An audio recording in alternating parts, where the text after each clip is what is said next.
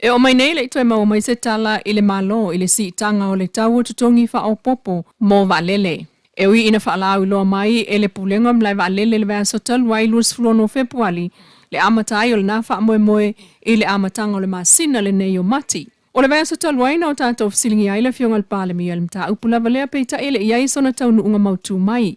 Ai o lo fi nau mai le pulenga mlai wa lele. O totongi wha o popo nei sa ilo ilo inam wha amau ni e le malo sa iai i le lua o lua lima, mai ua toe langolango ina e le malo o lo o iai nei i le lua o lua ono. Mai ua wha amalo si alo ia e ala i tulafono wha atonu lua o lua ono ua mai a teu wina. I lalo lona wha awai fau, ua si iti ai tutongi mo au nangau pasese mai le ono lima le valu sifulu tala, o lona tau wha o popo e sifulu lima tala, mai le au fi ai whanau i lalo i fol sifulu lua tau sanga. O le tau fau e tongina mo au nanga tau mlai wa lele e se lau tala mo pasese uma. O tongi wha o popo le au fia i tonu le pasese mo pepa malanga a mata ili aso mua mua o matilo o luono. Tato ofisiringia fo ile fionga le pale mia le mta upula valele vea so taluai. Beita ina ia ta ua, o le ase i fia i loa i ka peneta mo lana wha atua whala inga. Le awo o mai ile amatanga o mati a mata ili wha moe moe, a ele i maua mai stato tala mautu. Ua pa ua i neile tau o le pensini o le kiso ma le kalasini. Talo mai le asa mua mua matiana na fio le pensini, ua pa ule iwa sene i le lita mai le lua tala iwa tasi, i le lua tala ava lulua. O le kiso ua pa ua i le tasi sene i le lita, mai le tolu tala i le lua tala iwa iwa. O le kalasini i le ua pa ule tolu sene, mai i le lua tala ono i le lua tala ono tolu. O le tau mol masino matina fuafua mai le oka swau o le masino i anuali lua o lua ono. Sa wha peona tau nu mai ia pia le masino fepuali. Lo wha awa upeo no wheme i me ia ei le tau le sua ue a fua mai a fianga wha fua se i utamau a inga lalangi o vao whainga malo wha ai tūlangi wha pea malapata inga ile ngawasina o le sua uu. Ua tu iti al tau le pensini, tau mai ona o le vai tau malulu le tu i mātura lalangi o wha ai titi ai mamana onga mo fumlanga inga i wha o ngā ai ta avale. O le tau o le kiso ma le kalasini o lo wha awa upea i se tūlanga mautu. Ina ua mai ai le pa u ma walunga le masina ua tuanai.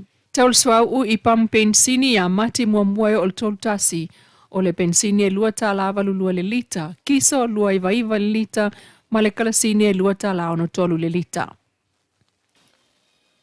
O tali malo ai nei le fionga le pale mia mal kapeneta. I au malanga mamalu e lua mai Amerika ua pa u fatasia i Samoa i le fai ungol vayaso. E au fia ile masi i mai o le fionga le Kovansilio Amerika Samoa. Ai o le taunu mai fo o le suifa i lau tusi o le malo te leo meleke. O le malanga mai o le fionga le Kovano tutuila mamanua. Pula ali ini ko lau pula masui o le malo. Na whaafeilo ia tu iai e le fionga le suipa le mia. O le minister on tanga alwengo tupe mulipola ana rosa ale mulio. Wanga masa ni ai wha le malo e peon whailo mai le itu lau o le malo le savali. O le aso e feilo ia le Kovana sili ma le fionga le pale mia la auli al mali e tō plata i vau le watea. Polata i vau Forsi Schmidt. Mō wha ato whaala inga ele le iai Samoa na lua i le anga ele lumanai. Inisi o tala mai lava le malo umai tawina. O le fionga le sui pale mia to e lupe maoi au tele pau mulinuko ne semo. Na ia wha feilo i alo i el tau nu i whanua. O le sui whailo tusi au au le malo tele o Amerika i matu. O le saonga le mu malo le tausia o le mamalu wha le vau malo.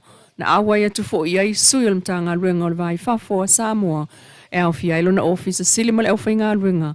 Ai o leo leo ma sui o ofisa wha salalau o le malo. Ma ua atofa ai le feilo i wha apitoa atu i le taitai o le malo Samoa. O le fionga le palmia la auli le mali e toa pola te ivao le watea pola te ivao Forsi Schmidt i le aso. O le feilo inga lea e whai el faltali malo le tau mea sina e saini ai se malienga whaavao malo le Open Skies Treaty. Ma whaalau ilo ai le fua e le malo Amerika mo le mtanga rengo leo leo a Samoa o ofu tali ai pulu o whana. Ua fua e to e taliu le whai ngā malanga mamalu i le afiafiana nei. Ele o mamai le malo le iai peo i la tolo o ngā lulua i tono mtanga luengo leo leo. Fale pui ma leo la toi fuata ina o lo o mamai nisi o oso whainga. Sa whaatino a i la tau o maa salomia. Sa whaatino mtanga luenga.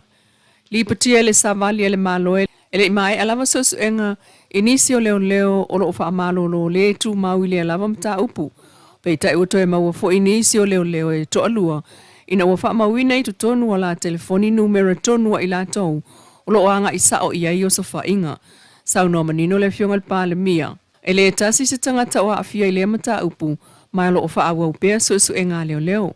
Ela ngona i pel fa noa o le taitai o le malo ono i lātou nei e le o malu ai pui ngol saunga le mu. O le ola o leo i taimi o so fai ai a silsili ai o na afia ai tau mawhainga le malo e ti neia le anga i pia ilunga o i lātou e tango fia fuala au wha saina ma upenga malo si.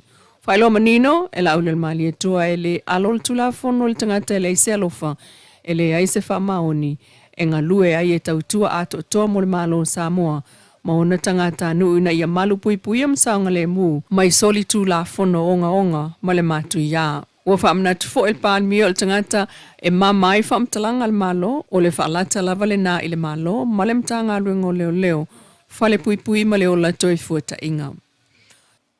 Ua toi taliu mai ai nei leisi fo i mataita mai tai o le tu malo sa whatatasi e tau avel no fo le tu malo. Ina ua umane le palo talai titi i le whai ungol vai aso na tene palo ta silia mai ai le fionga a tunu mafono Claire Taitin i le lua palota 5,5,5 i le 5,5 tolu a le sima taita mai tai. O matai ali e to tolu na lona tolu ane le isi sui o le fast ai lona fa le HRPP lona dima le fast. Fatusa le palota la ititia vai singa no lua. Ua toe fo i mai lava le whai pule filfilia mai le palota taluai. Le fionga moto po a Henry papali fitu se lau lima iwa palota na ia maua i le se lau valu sulvalu le fionga vala si tonga mangata fito o le HRPP. Peta isa fata tasi le fiafio le sto na intenei ina ua mai ane le whaitau ngalo i o le palota mai o fōlinga wa ia na iai i le fio anga o sātawa. E le ngata i le whamao popo mai o le sui o Samoa i New Zealand. O le tamale isa tau tua fo i le no fōle tu malo. Le fio ngā tunu mo fono palu salu e whaapo le lua.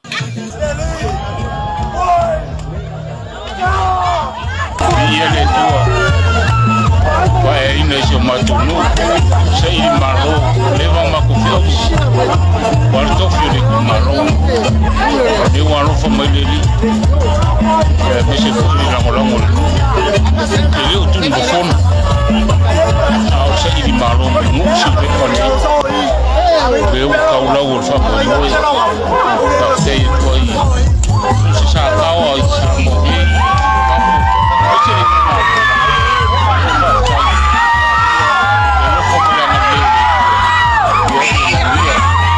asi sina Leilua ya lo fa na kupuang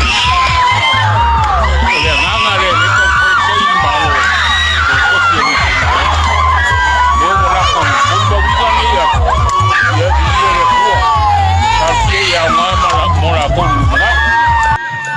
Ai o se whaafetai mai le sui filifilia, le fionga tunu mafono Claire Taitin, i le taimi o feo fōfua inga na watanu ua tu VAIFANUA.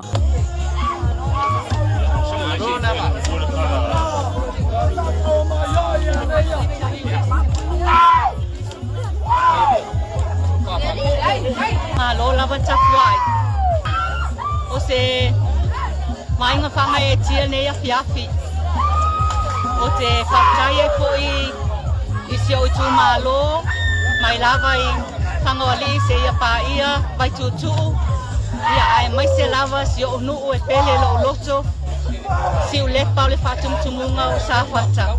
Whaktai lava, whaktai sa whata tasi mo tapua inga, whaktai na yo a inga i Samoa nei, ai le ngata i lea, mo tapua inga, na yo a inga tina matama lo no pele, o alo mawhanau a sa tawa, lo whapeo nao mau, matapua i atunu e mamao.